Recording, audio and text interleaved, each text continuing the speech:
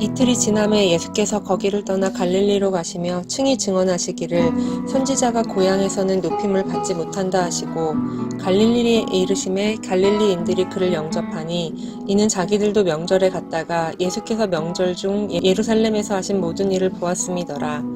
예수께서 다시 갈릴리 가나에 이르시니 전에 물로 포도주를 만드신 곳이라. 왕의 신하가 있어 그의 아들이 가버나움에서 병들었더니 그가 예수께서 유대로부터 갈릴리로 오셨다는 것을 듣고 가서 청하되 내려오셔서 내 아들의 병을 고쳐주소서 하니 그가 거의 죽게 되었음이라. 예수께서 이르시되 너희는 표적과 기사를 보지 못하면 도무지 믿지 아니하리라. 신하가 이르되 주여 내 아이가 죽기 전에 내려오소서. 예수께서 이르시되 가라 내 아들이 살아있다 하시니 그 사람이 예수께서 하신 말씀을 믿고 가더니 내려가는 길에서 그 종들이 오다가 만나서 아이가 살아있다 하거늘 그 낳기 시작한 때를 물은즉 어제 7시에 열기가 떨어졌나이다 하는지라. 그의 아버지가 예수께서 내 아들이 살아있다 말씀하신 그때인 줄 알고 자기와 그 온 집안이 다 믿으니라. 이것은 예수께서 유대에서 갈릴리로 오신 후에 행하신 두 번째 표적이니라.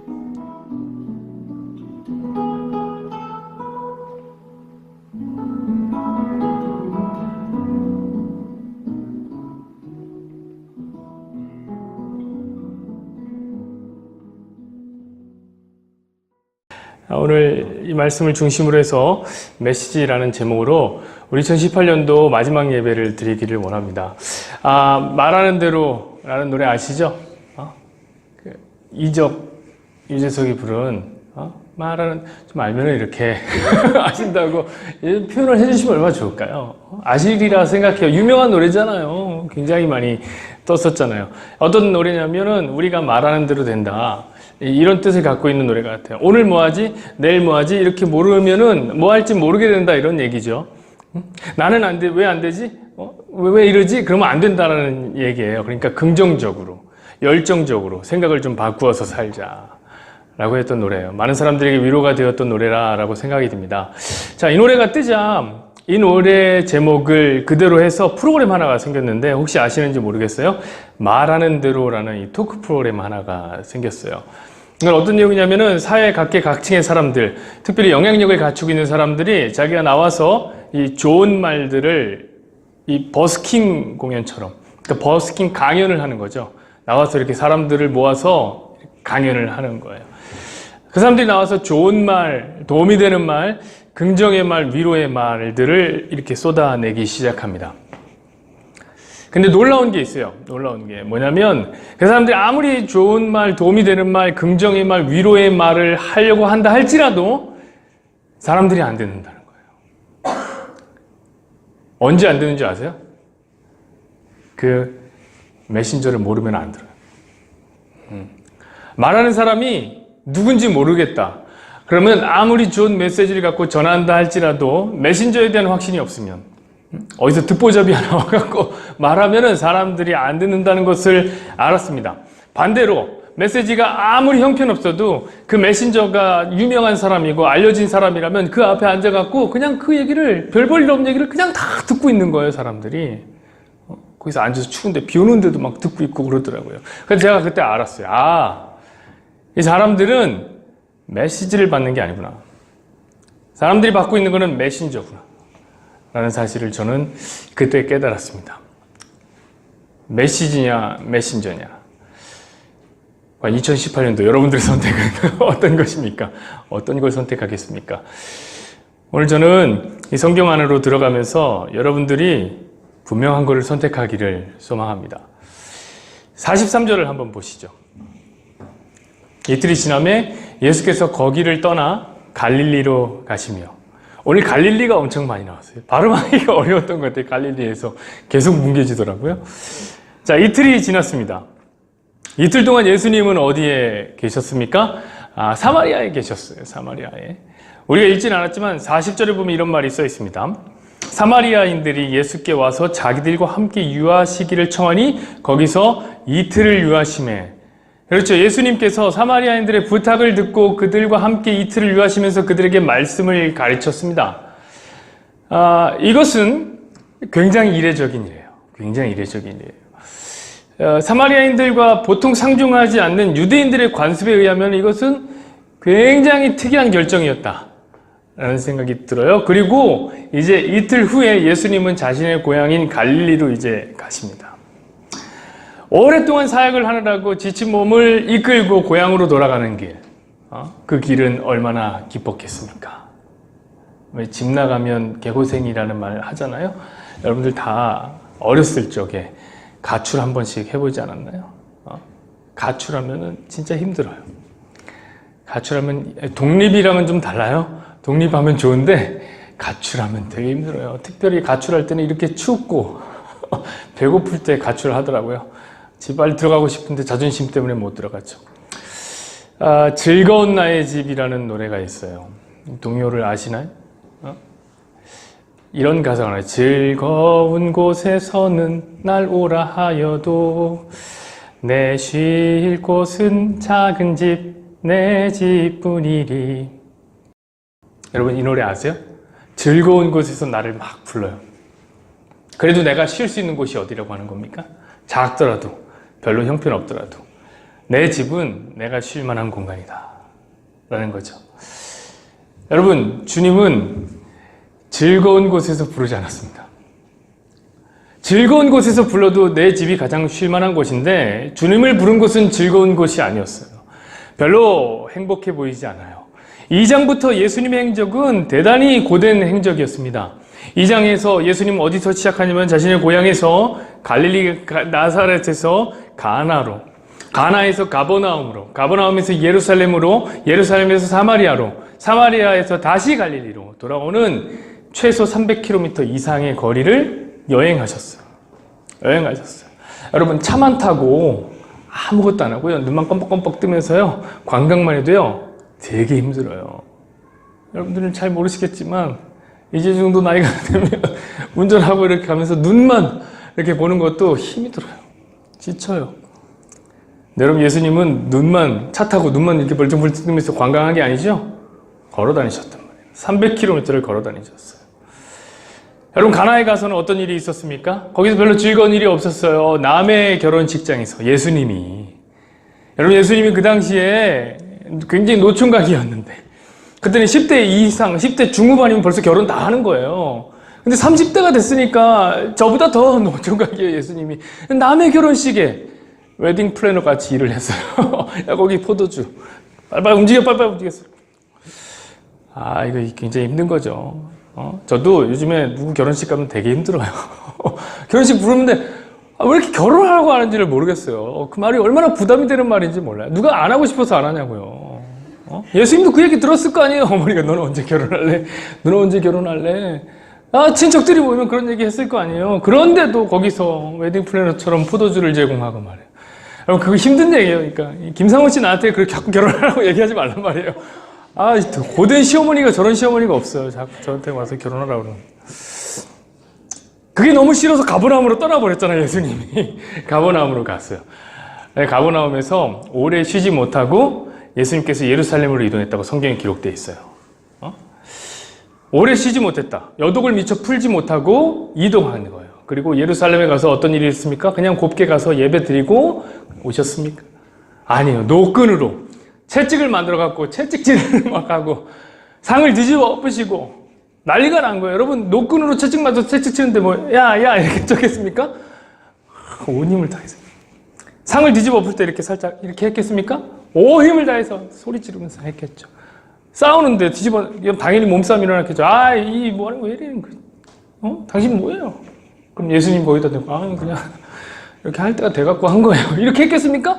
소리를 지르고 온 힘 다 하고 진을 다 써가면서 거기서 성전 청결을 하셨던 거예요. 바리새인들 막 오갖고 말싸움하고. 여러분 진 되게 빠지는 일이잖아요. 그런 거 하면 힘들어요. 사람들 욕먹고 몸싸움하고 말싸움하고 이런 거 힘들어요. 그런데 그 일을 하고 났더니 사람들이 이제 막 따라다니기 시작하네. 사람들이 막 뒤따라다니는 거예요. 웅성웅성거리면서. 사람들이 여러분들 안 따라다니면서 모르시죠?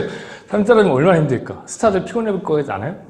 예수님 어디 가면 밥 먹으려고 빵 뜨면 빵 뗐어.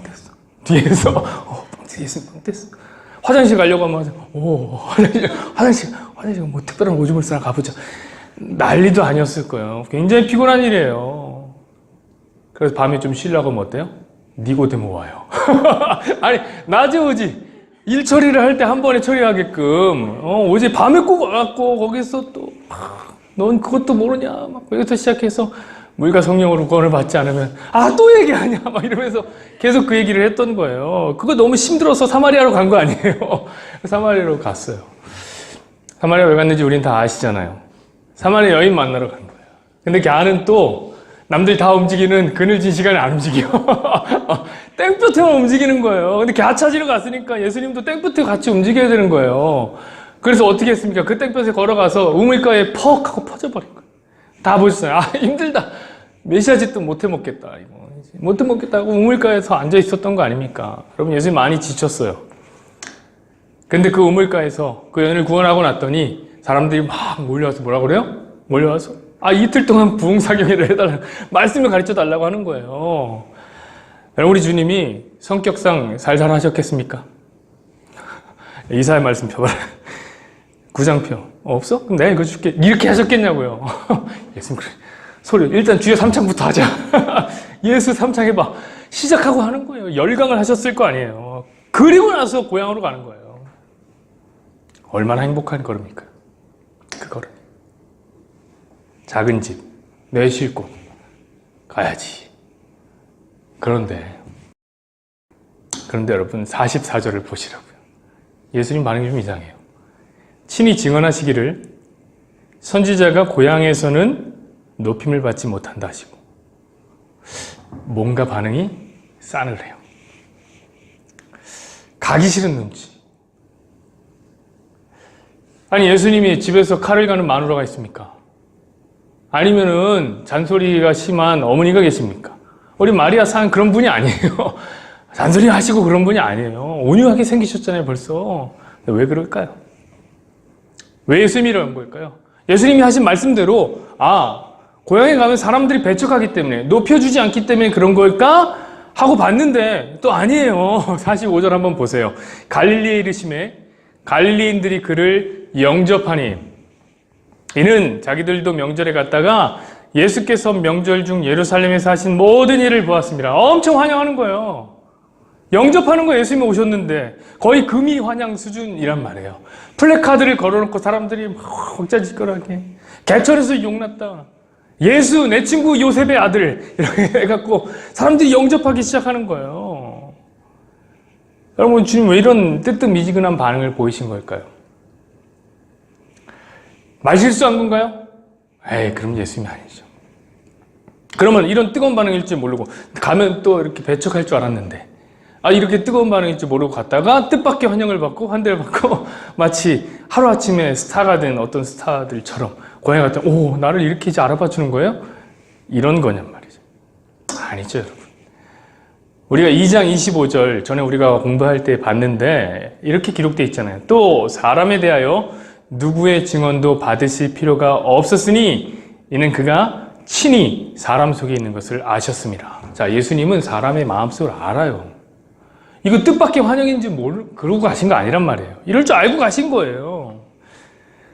여러분, 오늘 다소 이해할 수 없는 이 예수님의 반응. 왜 고향에 가기를 싫어하셨지? 이 반응에 대한 답을 내리는 설교가 될 것 같아요. 이 반응에 대한 답을 내리는 것이 오늘 설교의 목표며 2018년도를 마무리하는 일이 될 것 같습니다. 46절 보시죠. 예수께서 다시 갈릴리 가나에 이르시니 전에 물로 포도주를 만드시는 곳이라.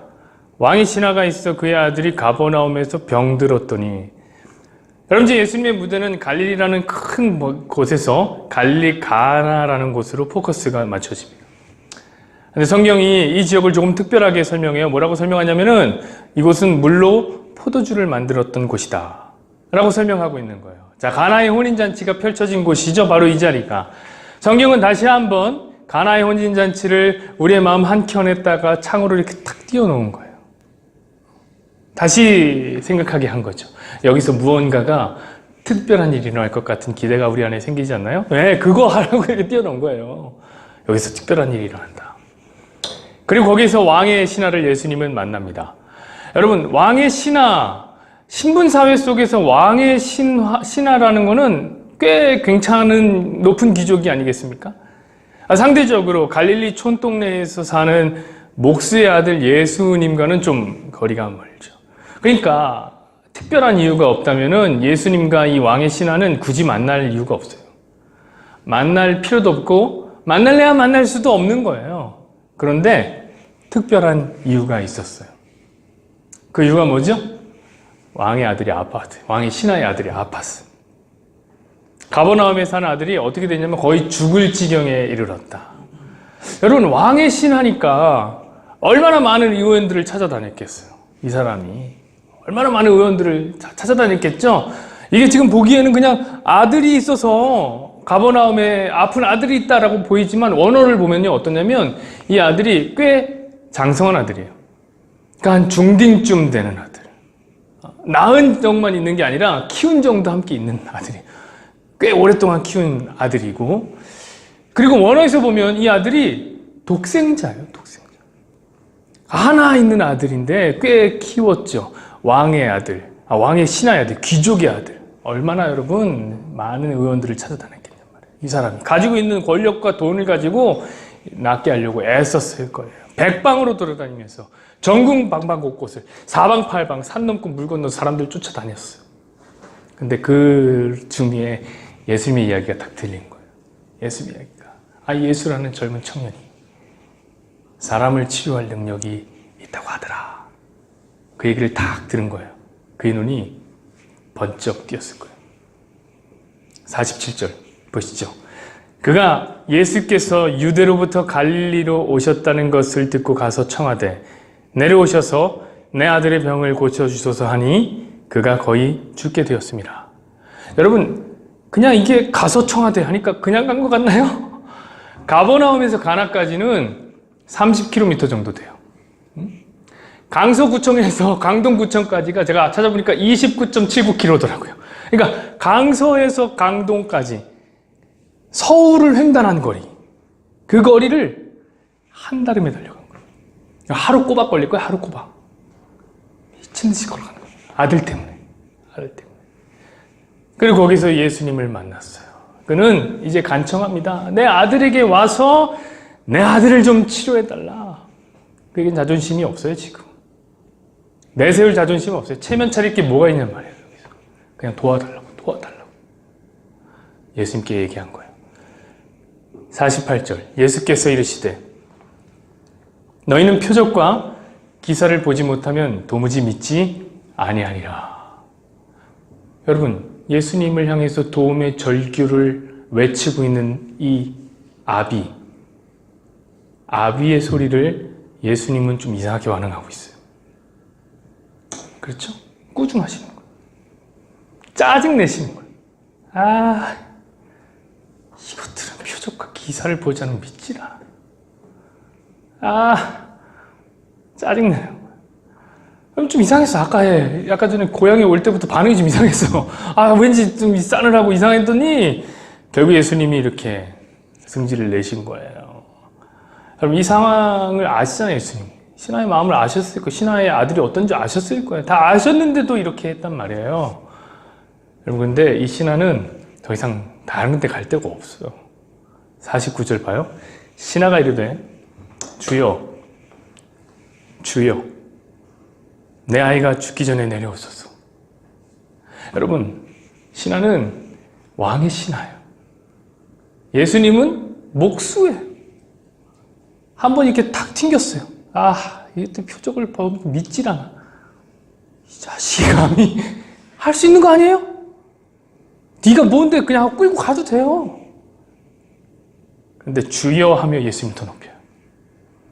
주여, 제발 좀 와서 내 아들을 고쳐주십시오. 라고 말한 거예요. 이 신하에게는 이런 믿음이 있었어요. 당신이 내려오시면 내 아이가 살아날 것이다. 라는 믿음이 있었던 거예요. 어디서 이런 믿음이 생겼는지 모르겠는데, 괜찮은 믿음 아니에요? 여러분에게는 그런 믿음이 있어요? 예수님께 기도하면 나 낫겠지. 이런 믿음이 있나요? 이 사람 믿음 꽤 괜찮은 믿음이에요. 근데 제가 보기에 100점짜리 믿음은 아니에요. 꽤 괜찮은 믿음이지만 만점짜리 믿음은 아니에요. 제가 보기에 두 군데가 좀 이상해. 두 가지 면이 틀렸어요. 그러니까 두 개 틀렸으니까 90점짜리 믿음으로 합시다. 이 90점짜리 믿음이에요. 첫 번째 어떤 게 틀렸냐면, 이 사람의 믿음은 하나님의 능력을 제한하는 방식으로 믿는 믿음이에요. 내려와서 내 아들에게 치료해 주십시오. 당신이 내려오면 무엇을 하면 이라는 조건부를 거기 다는 거예요. 되게 사람들은 이런 자기만의 기준들이 다 있다니까요. 되게 있어요. 성경에도 야이로, 해당장 야이로라는 사람이 있는데 그 사람은 자기 딸이 아팠어요. 예수님께 뭐라고 하냐면, 주님 오셔서 그 아이의 위에 손을 얹으시면 낫겠습니다. 12의 혈류병 걸린 여자도 있었는데 그 여자는 뭐라고 얘기하냐면, 내가 예수님의 옷에 손을 대면 내가 낫겠습니다. 오빠 나사로를 죽음에 이르게 한 이 마르다, 잃어버린 마르다라는 여동생은 뭐라고 했냐면, 주님께서 여기 계셨더라면 내 오빠가 죽지 않았겠습니다 라고 얘기했어요. 조건을 다는 거죠. 이렇게 했다 그러면. 오늘날도 그래요. 사람들이 그런 기준들이 있더라고요. 저 목사에게 가서 기도하면, 기도를 받으면 내가 낫겠지 라는 생각. 여러분, 목사가 뭐 다릅니까? 이 목사 저 목사가 다릅니까? 제가 그 목사가 아니라서 열폭하는 게 아니라고요 지금. 이 목사와 저 목사가 다르냐고요. 아니, 더 나가서 이 목사와 저 전도사가 다릅니까? 이 목사와 여러분은 다릅니까? 안 달라요. 다 똑같아요. 우린 다 성도란 말이에요. 근데 어떤 목사에게는 줄이 길어요. 하나님이 음성을 들려주시면 내가 순종하겠습니다. 대신 음성을 들려줘야 돼요. 성경에 기록된 거 말고 음성을 들려주시면. 성경에 다 기록되어 있는데 여러분, 이렇게 하나님의 능력을 제한하지 마세요. 조건을 달지 마세요. 반대로 자신의 병든 하인을 위해서 나왔던 사람이 있는데, 백부장이 있어요. 자신의 병든 하인을 위해서 고쳐달라고 예수님께 왔어요. 그는 이렇게 얘기해요. 내 하인이 병들었습니다. 예수님이 말씀하시는 거죠. 내가 가겠다. 하인이, 백부장이 손을 흔들면서, 그러지 마십시오. 오지 마십시오. 내가 주님의 오심을 감당 못하겠습니다. 나도 군인인데 내 위에 상관이 있고 내 아래도 부하가 있습니다. 상관이 나보고 오라 하고 오고 가라면 가는 게 그런 건데 내가 어떻게 주님을 오라 가라 하겠습니까? 그냥 말씀만 하시면 낫잖아요. 이거죠. 여러분도 하나님의 능력을 제한하지 마십시오. 하나님은 우리의 머릿속에 가두기에는 너무 크신 분이에요. 하나님은 우리 기준 안에 가두기에는 너무 위대하신 분입니다. 두 번째, 이 믿음이 약간 조금 부족한 것은, 이 믿음은 자신의 자리를 잃어버린 믿음이다. 그는 지금 자기 분수를 모르고 있어요. 그가 왕의 신하라 하여도 예수님을 이렇게 해라 저렇게 해라 라고 말할 수 없어요. 여러분, 당시의 군인이나 이 권력자들에게는 일반인들의 활동을 제어할 수 있는 권한이 있었습니다. 예를 들면 주님이 이런 말씀하신 거 기억하시나요? 너희들에게 억지로 누군가 오리를 가자라고 얘기하면 심리를 그냥 동행해 줘버려라. 이렇게 말씀하셨던 걸 기억하시나요?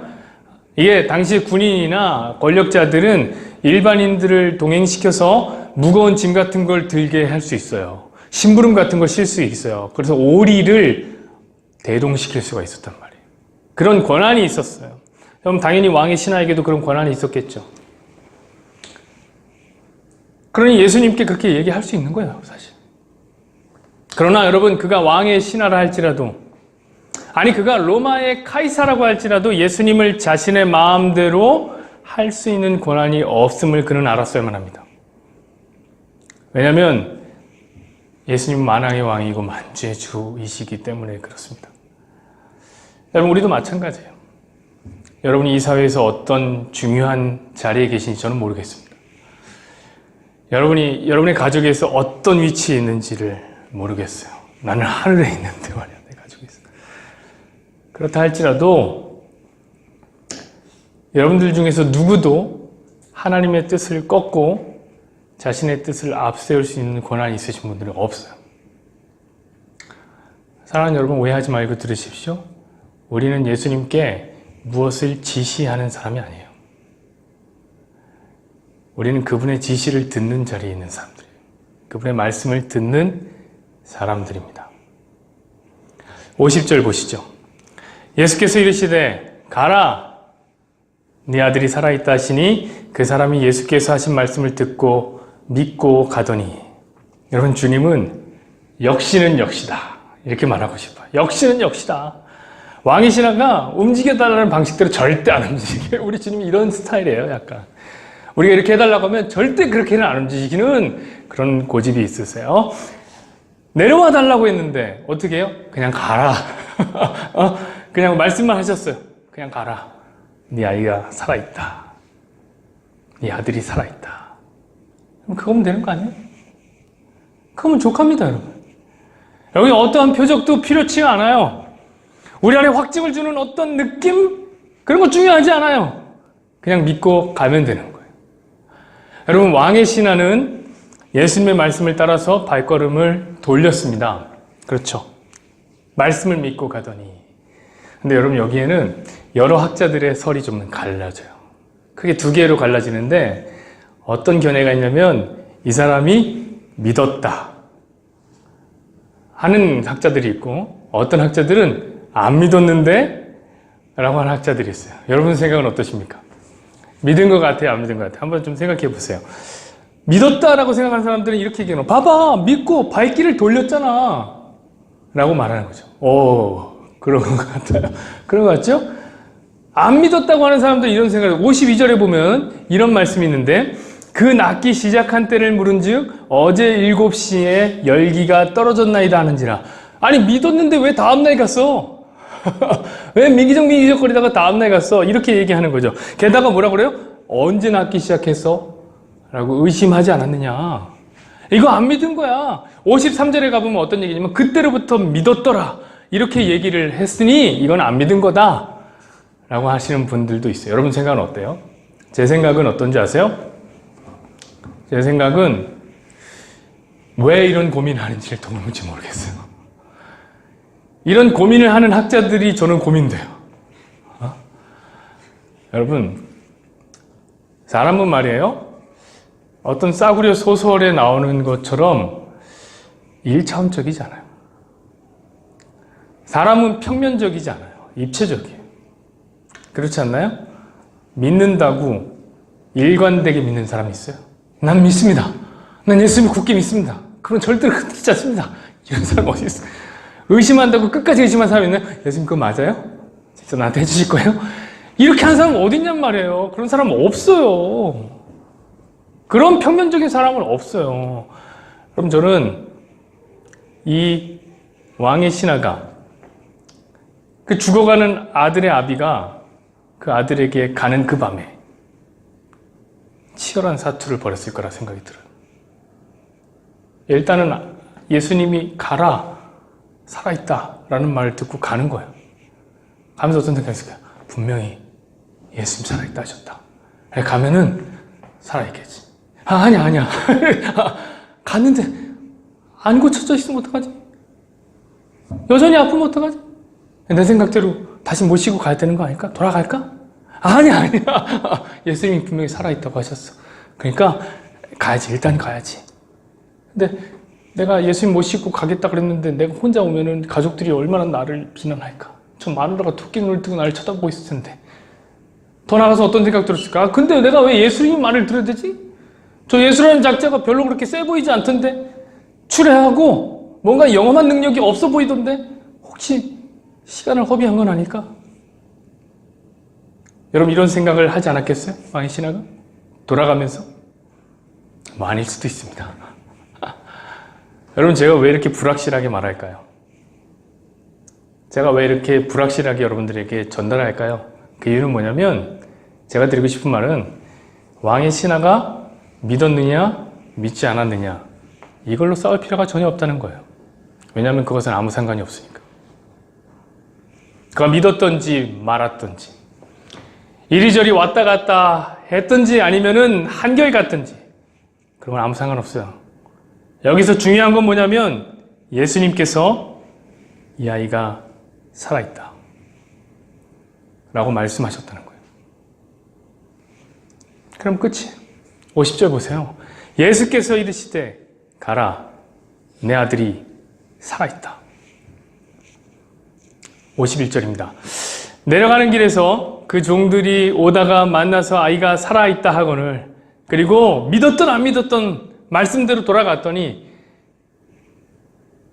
목적지에 이르기 전에 내려가는 길 위에서 그는 자신의 아들이 살아있다는 사실을 듣게 됩니다. 너무 감사한 일이죠. 예수님이 말씀하신 대로 됐다는 거야. 52절이요. 그 낳기 시작한 때를 물은즉 어제 7시에 열기가 떨어졌나이다 하는지라. 심지어 왕의 신하가 다시 물어봐요. 그래요, 이게 학자들의 말처럼 의심하는 걸 수도 있어요. 물어봤어요. 그런데 아니나 다를까 예수님이 말씀하신 그 순간에 아이가 살아난 거예요. 여러분, 이거예요. 말씀이 중요하지 믿었느냐 안 믿었느냐 그거 중요한 게 아니에요. 별로 중요한 게 아니에요. 53절 보십시오. 그의 아버지가 예수께서 네 아들이 살아있다 말씀하신 그때인 줄 알고 자기와 그 온 집안이 다 믿으니라. 보세요. 이때부터 다 믿은 거잖아요. 이 아버지는 예수님에 대해서 더 확실한 믿음이 생긴 겁니다. 여러분, 저는 오늘의 본문을 보면서 가장 중요한 것을 찾아냈어요. 이거야말로 놓칠 수 없는 가장 중요한 거예요. 그 뭐냐면 메시지예요. 오늘 본문은 바로 앞에 사마리아 마을의 구원 그 이어서 나오는 말씀이에요. 사마리아의 마을이 붙어 있죠? 구원을 받았죠? 그리고 나오는 게 왕의 신하 얘기예요. 연결되는 거예요. 여러분, 사마리아 사람들과 왕의 신하는 모든 면에서 달랐어요. 우리가 공부했듯이 마치 사마리아 여인과 유대 선생 니고데모가 달랐던 것처럼 사마리아 사람들과 왕의 신하는 완전히 다른 사람이에요. 성경은 다시 한번 사마리아 사람들과 왕의 신하를 비교하고 있는 거예요. 세상적으로 보면, 육체적인 관점으로 보면 모든 면에서 왕의 신하가 훨씬 더 뛰어나죠. 그리고 둘 다 예수님을 초청합니다. 붙잡아요. 사마리아 사람들도 예수님 우리 가운데 좀 오십시오 라고 얘기했고, 왕의 신하도 예수님 우리에게 좀 오십시오 라고 얘기했어요. 여러분, 쉽게 비교하자면 저를 지금 두 곳에서 부른 거예요. 한쪽에서는 저 서울역의 노숙자들이 한쪽에서 저를 불렀어요. 한쪽에서는 청와대 비서실장이 저를 부른 거예요. 어디로 가야 되는 말이에요? 여러분들 같으면 어디로 갈 거냐는 말이에요. 청와대 가는 게 맞잖아요. 예수님이 노숙자들 사는 곳으로 간 거예요. 여러분, 예수님은 사마리아 사람들과 기쁜 마음으로 이틀을 유하셨어요. 근데 왕의 신하의 초청에는 뜨뜻미지근해요. 책망하면서 가보지도 않았어요. 왜 그런 거냔 말이에요. 그럼 너무 빨리 이렇게 결정하면 안 돼요. 예수님은 가난하고 소외된 사람들의 사람님, 가난하고 소외된 사람들을 좋아합니다. 그러므로 우리도 이제 가난하고 소외돼야 됩니다. 이렇게 결론 내리시면 안 돼요. 이미 여러분들이 소외되어 계신 걸 알고 있지만 그렇다고 그렇게 결론 내리시면 안 돼요. 왜냐하면 예수님은 그 당시 가장 영향력이 있었고 부자였던 바울에게도 나타나셨어요. 다메섹 도상에도 나타나셔서 글을 크게 썼단 말이에요. 그거는 상황에 따라 다르단 말이에요. 반드시 그런 게 아니에요. 결정적인 변수가 아니란 말이에요. 이 둘 사이의 결정적인 차이, 사마리아 사람들에겐 갔고 왕의 신하에게는 안 간 이 결정적인 차이를 여러분이 보셔야 돼요. 그게 뭐예요? 메시지예요. 말씀. 4장 41절 42절을 보세요. 예수의 말씀을 인하여 믿는 자가 더욱 많아 그 여자에게 말하되 이제 우리가 믿는 것은 네 말을 인함이 아니니 이는 우리가 친히 듣고 그가 참으로 세상의 구주이신 줄 알미니라 하였더라. 여러분, 사마리아 여자와 사마리아인들은 말씀을 믿었던 사람들이에요. 여러분, 사마리아에서는 특별한 기적이나 표적을 보여주시지 않았어요. 그런데 그들은 예수님을 원했어요. 왜 원한 거예요? 그들이 말씀에 매료됐기 때문에 그렇죠. 그러나 왕의 신하는 상대적으로 조금 열등한 신앙의 형태를 보이고 있어요. 그건 뭐죠? 보여줘야 믿겠다 이거예요. 보여줘야 믿겠다. 53절에 그의 아버지가 예수께서 내 아들이 살아있다 하신 그 말씀하신 그때인 줄 알고 자기와 그 온 집안이 믿으니라. 봐야 믿겠다. 치료해주면 믿겠다. 이거 아닙니까, 여러분? 여러분, 우리가 처음에 왜 예수님이 고향에 가기 싫어하셨을까? 이 질문을 갖고 시작했습니다. 44절에 친히 증언하시기를 선지자가 고향에서 높임을 받지 못한다 하시고, 여러분 정말 높임을 못 받았다고 했어요, 제가? 아니라고 했잖아요.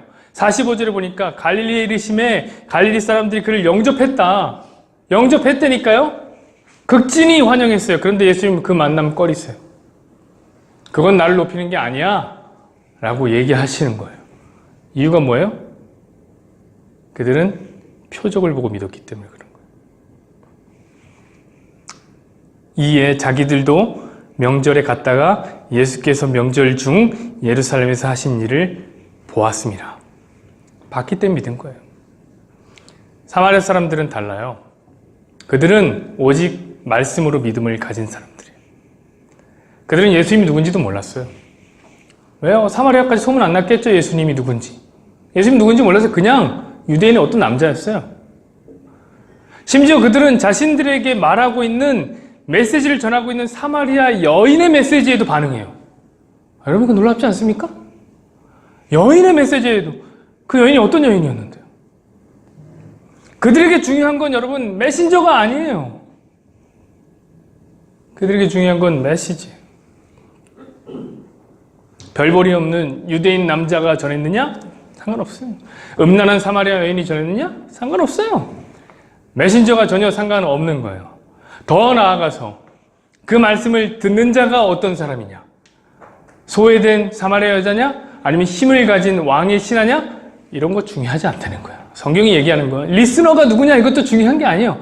아무런 중요한 내용이 아니에요.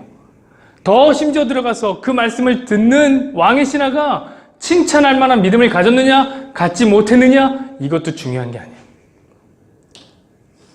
리스너의 신앙의 상태가 중요한 거 아니라고요. 오직 중요한 건 뭐예요? 오늘 본문에서 메시지.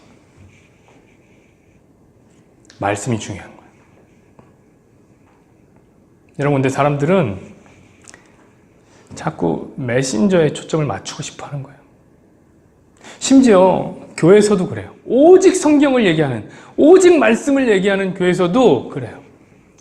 제가 이번 주에 아는 전도사님이랑 연락을 하는데 그 전도사님이 자기가 아는 목사님이랑 설전을 벌였다고 하더라고요. 사실 설전을 벌인 게 아니라 목사님에게 훈수를 드리는 거예요. 제가 듣기로는. 목사님 얘기하는 게 뭐예요? 이 전도사. 오늘날 교회가 왜 복음이 전해지지 않는 줄 아는가? 오늘날 복음이 전해지지 않는 이유는 복음을 전하는 메신저, 교회가 문제이기 때문에 그렇단다 라고 얘기했다는 거예요.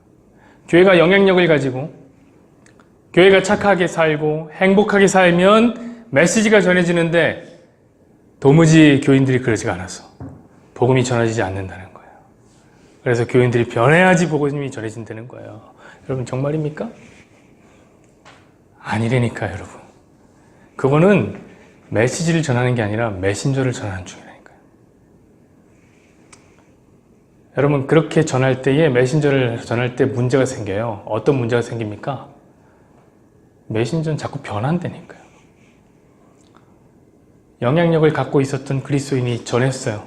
근데 그 영향력을 잃어버리면 어떡할 거예요? 착하기만 했던 그리스도인이 저같이 착한 사람도 약한 고리들이 있잖아요. 그 약한 고리를 싹 건들면 어떻게 됩니까? 바로 마녀로 변해요. 행복하기만 한 그리스도인이 어디 있어요? 그건 거짓말이죠. 소설 속에 나오는 사람이죠. 불가능하잖아요. 근데 이렇게 메신저가 변해버리면 어떻게 돼요? 사람들이 교회 떠나요. 교회 안 나와버려요. 왜 그런 거예요? 메시지를 받은 게 아니에요. 메신저를 받았기 때문에 그래요. 그럼 예수님도 마찬가지예요. 예수님을 메시지가 아니라 메신저로 받은 사람들이 있어요. 그 사람들은 어떻게 합니까? 예수님이 힘을 잃고 십자가를 지자 예수님을 떠나잖아요. 보는 것으로 믿었기 때문에 그래요. 표적으로 믿은 사람들이 그런 겁니다. 여러분 오늘 예수님이 왜 고향을 앞두고 한숨을 쉬었는지 이제 좀 아시지 않겠습니까? 왜 사마리아로 가서 이틀을 기쁘게 유하셨는지 아시겠습니까? 여러분, 주님은 메시지를 사랑하는 사람들과 함께 하고 싶어 하세요. 여러분, 복음도 그렇게 전하는 거예요. 그냥 메시지를 전하면 돼요. 자꾸 메신저를 드러낼 필요가 없어요. 내가 예수님 믿고 어떤 복을 받았는지 아니? 내가 예수님 만나 축복받아서 어떤 아파트를 산 줄 아니? 우리 교회가 하나님이 어떻게 돈을 주셔서 교회를 건축했는지 아니? 이게 메시지로 전해지면 안 된다니까요.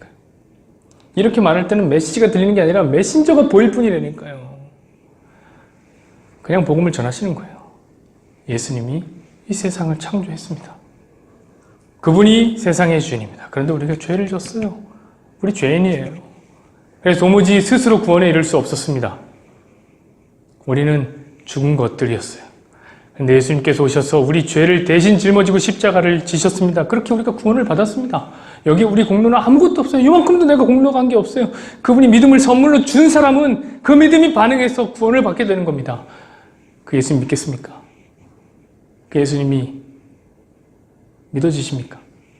그 예수님께 여러분의 인생을 드리겠습니까? 그냥 이렇게 전하면 되는 거예요. 그럼 그 메시지가 힘을 발휘해서 그들을 구원하게 되는 거죠. 그런 말씀 맺죠. 저는 오늘 본문을 보며 그리고 여러분들 생각할 때 확신하는 것이 있었어요. 그것은 무엇이냐면 예수님이 우리 태바 식구들과 함께 유하고 싶어 하시겠구나. 이게 확신으로 들어왔어요. 여러분, 우리 교회에 뭐가 있어요? 좋은 건물이 있어요. 좋은 시설이 있어요. 우리 다 월세 사는 거예요. 여기 우리 거 아니에요. 우리가 뭐가 있어요? 우리가 좋은 프로그램이 있어요? 우리 프로그램 안 하기로 유명한 게 아무것도 안 해요. 우리 와서 말씀만 듣고 그냥 가요. 좋은 목사가 있어요. 여러분, 제가 뭘 잘해요? 말도 맨날 버벅거리고요. 재미도 더럽게 없고요. 설교 길기로 유명한 사람입니다. 제가 학위가 있어요? 그런 거 없어요. 제가 인간적으로 뛰어납니까? 아니에요. 제가 인간적으로 부족하다는 걸 이미 눈치채신 분들이 여기 다 앉아있잖아요. 제가 이미 다 알아요. 여러분, 저를 존경 안 한다는 걸 알아요. 그러나 우리 교회가 한 가지 자랑할 만한 것이 있어요. 그게 뭐냐면 우리 성도들이 메시지를 사랑한다는 거예요. 그러니까 여기 와 있지. 이 불편한 교회로 와 있죠. 그래서 우리가 메시지를 전하려고 하니까 말씀을 읽으려고 애쓰시고 하나님의 말씀을 사랑하셔서 책도 보시는 거 알아요. 모르면 질문도 하시는 거 다 알아요. 고민을 하고 계신 것을 압니다. 저도 여러분들과 함께 말씀을 나누는 게 그래서 그렇게 행복해요. 주님도 그런 여러분과 함께 유하실 겁니다. 마지막 말씀이죠. 54절. 이것이 예수께서 유대에서 갈릴리로 오신 후에 행하신 두 번째 표적이니라. 여러분, 이 표적은 가나의 표적에 이어서 두 번째 표적이에요. 사실 가나의 표적과 오늘의 표적은 쌍둥이에요. 공통점이 1급까지나 돼요. 이것도 가나에서 이루어진 일이잖아요. 그렇죠? 다 얘기를 못해요. 그러나 중요한 건 무엇이냐면 이 두 가지 모두 다 표적이라는 사실이에요. 표적은 무엇입니까? 무엇인가를 가리키고 있는 거죠. 무엇이에요? 말씀이신 예수님을 가리키는 거예요. 그러니까 그 표적의 마음을 빼앗기지 마시고 예수님께 마음을 두시기를 부탁드립니다. 말씀이신 예수님 앞에 전하는 자나 듣는 자나, 기적이나 신비나 복이나, 슬픔이나 아픔이나 상처나, 사람이나 천사나 그 어떤 피조물이라도 말씀이신 예수님 앞에 다 사라져야 돼요. 다 조용하게 되는 은혜가 있기를 소망합니다. 그래서 이 연말에 우리 마음속에 오롯이 예수님만 남는, 이 연말에 우리 마음속에 오롯이 말씀만 남는 은혜가 있기를 소망합니다. 하늘에 나는 새도 주 손길 돌보시네. 온 땅에 충만한 주 사랑으로 내 마음을 덮으소서.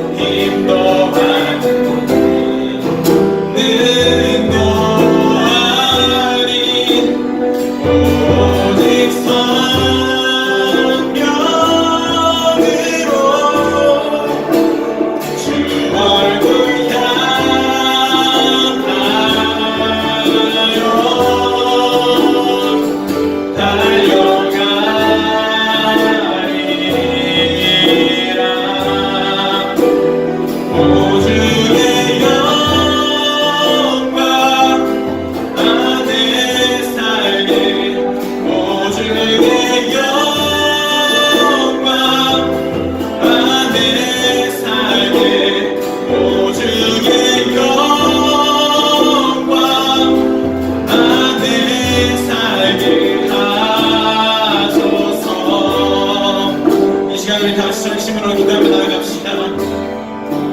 하나님, 내가 주님 말씀을 하려 달려갑니다. 하나님, 나의 능도 아닌, 나의 노력도 아닌 오직 주님 말씀을 향하여 달려갑니다. 하나님, 성령으로 이 시간 나와 함께 해주셔서 하나님, 내가 주님 앞에 더욱더 나아가고 주님 더 알 수 있고 주님 앞에 나의 삶을 더 맡겨드리는